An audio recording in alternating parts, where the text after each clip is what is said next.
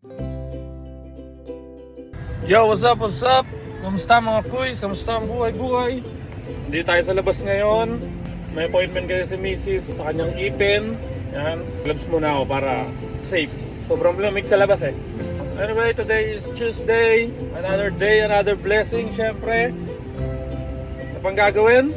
Plank na, tara! I feel like I'm losing my mind. Is everybody in the world blind? Please, Lord, give me a sign, a sign. I feel like I'm losing my mind. Is everybody in the world blind? Yun, okay guys, tapos na tayo ngayong araw.